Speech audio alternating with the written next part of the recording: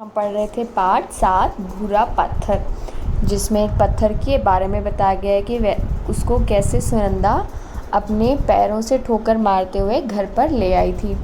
और जो पत्थर है जो छोटा सा, वो घर के कोने में पड़ा हुआ सारी चीज़ें कैसे देख रहा था। कभी दीवार पे लगी घड़ी देख रहा था, कभी सामने रखा सोफ़ा देख रहा था, कभी बच्चे को देख रहा था। और जब सो गए थे तो वो तरह तरह की आवाज़ें सुनकर डर रहा था, है ना। और फिर आखिर में क्या हुआ कि सुनंदा का दुपट्टा ऊपर से गिरा और पत्थर को ढक दिया। तो जब सुनंदा सुबह उठती है तो क्या देखती है, यह क्या, मेरा दुपट्टा यहाँ किसने फेंका। तो वो बड़ा गुस्सा हो जाती है कि ये जो मेरा दुपट्टा है ये यहाँ पर किसने फेंका। सुनंदा गुस्से से चिल्लाई और उसने एक ठोकर से में पत्थर को दरवाजे के पास पहुँचा दिया। अब सुनंदा को बहुत गुस्सा आया और वो बहुत ज़ोर से चिल्लाई और जो पत्थर था उसे उसने फिर से ठोकर मारी और दरवाजे के पास वो पहुंच गया। सुनंदा के पिता वहीं खड़े थे। तो जो सुनंदा के पिताजी हैं वो वहीं पे खड़े हुए थे। वे पत्थर को उठाकर बाहर फेंकने ही वाले थे कि कुछ सोचकर रुक गए।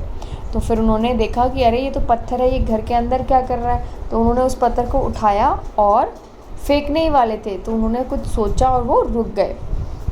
वे बड़े ध्यान से पत्थर को घुमा फिराकर देखने लगे। तो उन्होंने जो पत्थर था उसे घुमा फिराकर ऊपर से, नीचे से, साइड से, हर जगह से उसे देखने लगे। उन्होंने सुनंदा से हथौड़ी लाने को कहा। अब उन्होंने कहा किसको हथौड़ी लाने के लिए, सुनंदा को कहा कि जाओ जाकर हथौड़ी लेकर आओ। सुनंदा कुछ समझ नहीं पाई, वह दौड़कर अंदर से हथौड़ी ले आई। अब सुनंदा एकदम से भौचक्की रह गई, हैरान रह गई कि पापा हथौड़ी क्यों मंगवा रहे हैं। लेकिन वो फिर भी अंदर गई दौड़कर और हथौड़ी लेकर आ गई। उसके पिता ने हथौड़ी से पत्थर पर एक वार किया। तो जो सुनंदा के पिता थे उन्होंने हथौड़ी से उस पर एक वार किया, मतलब उसे चोट मारी, जोर से हथौड़ी के ऊपर मारा, हथौड़ी से पत्थर के ऊपर मारा। तो पत्थर दरका और उसका एक भाग टूटकर दूर जा गिरा। दरका मतलब बीच में से टूट गया जो पत्थर था। और हथौड़ी मारते ही जब सुनंदा के पापा ने उस पर हथौड़ी मारी तो वो बीच में से टूट गया और उसका एक टुकड़ा अलग हो गया उस पत्थर से। तो सुनंदा जो थी वो उत्सुकता से बोली, उसे बड़ी हैरानी हो रही थी। उस हैरानी से वह बोली, आप यह क्या कर रहे हैं पिताजी। तो उसे समझ नहीं आ रहा था कि पिताजी हथौड़ी से पत्थर को क्यों तोड़ रहे हैं। तो उसने पिताजी से पूछा कि आप ये क्या कर रहे हैं। पिता के चेहरे पर प्रसन्नता की झलक थी। तो पिताजी कुछ समझ गए थे उस पत्थर को देखकर और वो मन ही मन मुस्कुरा रहे थे। वे लगभग चिल्लाते हुए से बोले, मतलब ज़ोर की आवाज़ में बोले, देखो सुनंदा देखो, यह तो फॉसिल है, अति सुंदर और पूर्ण। तो वो ज़ोर से चिल्लाने लगे कि सुनंदा देखो, ये तो एक फॉसिल है, बहुत ही ज़्यादा सुंदर है और पूरी तरीके से फॉसिल है। अब फॉसिल क्या होता है बच्चों, किसी जीव या पेड़ पौधों के दब जाने से पर बनने वाले हज़ारों वर्ष का रूप।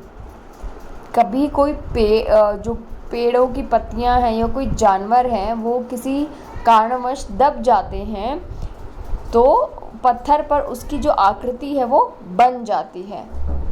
तो उसी आकृति को हम क्या कहते हैं, फॉसिल कहते हैं, जो कि कुछ इस प्रकार दिखाता है। जैसे आप देख पा रहे होंगे कि ये एक लिज़र्ड थी, है ना, और वो पत्थरों के बीच में कभी कहीं दब गई थी और कुछ 100 साल 50 साल से वो दबी रही।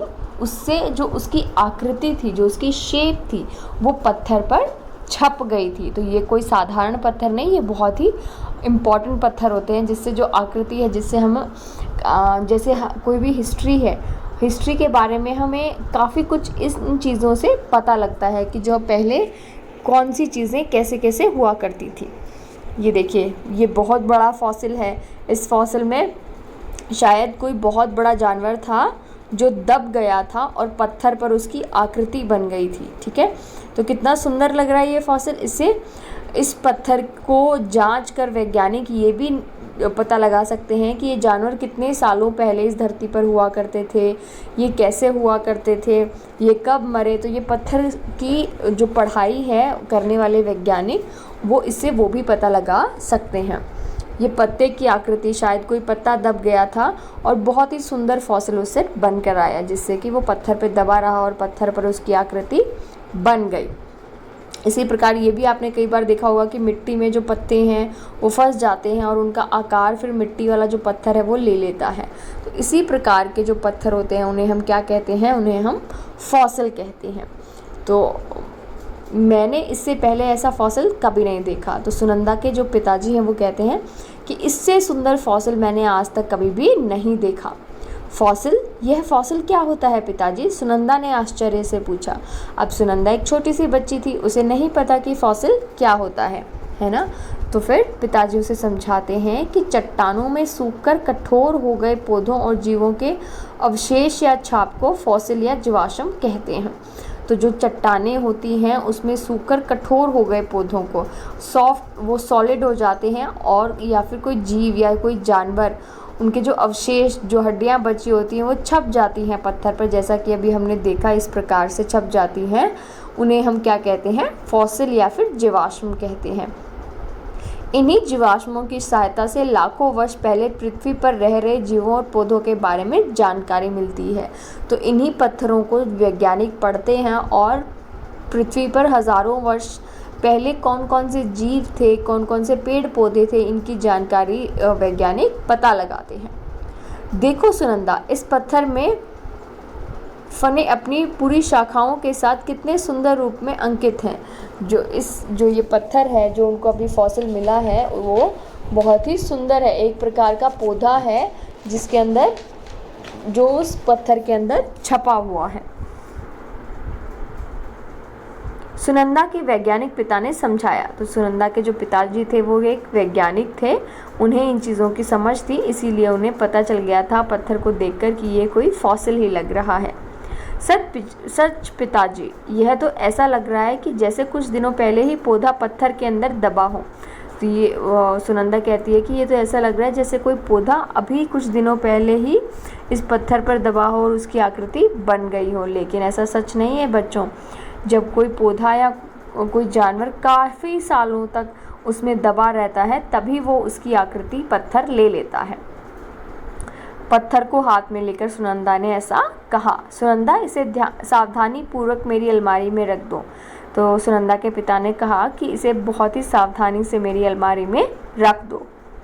इस प्रकार वह पत्थर पिताजी की अलमारी में रखे विज्ञान की अन्य चीज़ों की तरह शोभा बढ़ाने लगा। जैसे कि सुनंदा के पिता वैज्ञानिक थे और उन्होंने विज्ञान की और भी बहुत सारी चीज़ों को इकट्ठा करके रखा था, तो उन्होंने इसी प्रकार, जो वैज्ञानिक हैं जो अपनी चीज़ों को इकट्ठा करके रखते हैं, उसी प्रकार सुनंदा के पिता ने भी उसे इकट्ठा करके रखा था और उसे अपनी जो जहाँ पर वो सारी चीज़ों को इकट्ठा करते थे वहाँ पर रख दिया। अब वह पत्थर नहीं था, फॉसिल था। अब वो कोई साधारण पत्थर नहीं था, वो एक फॉसिल था। अतिथियों के सामने अपनी प्रशंसा सुनकर वह फूलता न समाता। तो जब उनके घर पे अतिथि आते और वो उसे दिखाते, तो जब वो उसकी प्रशंसा करते तो वो खूब खुश हो जाता अंदर से। तो ये था आपका पाठ बच्चों, जिसमें हमने फॉसिल के बारे में जानकारी प्राप्त की। अब आज हम इसके शब्दार्थ भी करेंगे, है ना। तो पहले शब्दार्थ है भाग्य। भाग्य माने किस्मत। लक्ष्यहीन होना, बिना किसी उद्देश्य के। पूर्णतः, पूरी तरीके से। व्यस्त, काम में लग जाना। काम, अब कोई काम में व्यस्त होते हैं बहुत। वार, चोट मारना, किसी पर आप वार करते हैं, किसी को चोट मारते हैं। दरकना मतलब चिरकर टूट जाना, मतलब बीच में से टूट जाना। फॉसिल, ये किसी जीव या पेड़ पौधों के दब जाने पर बनने वाले हजारों वर्ष बाद का रूप होता है, उसे हम फॉसिल या जीवाश्म कहते हैं। फर्न क्या होता है? एक प्रकार का पौधा होता है, पौधे का नाम होता है फर्न। ठीक है, अब हम इसका अभ्यास करेंगे, इसके प्रश्न उत्तर करेंगे। ठीक है, आज हम इसके प्रश्न उत्तर भी लिखेंगे नोटबुक में।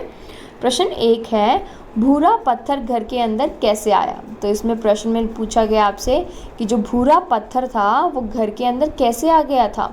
तो पत्थर दरवाजे के सहारे अंदर की ओर टिका था। अचानक किसी ने दरवाज़ा बंद किया और पत्थर घर के अंदर आ गया।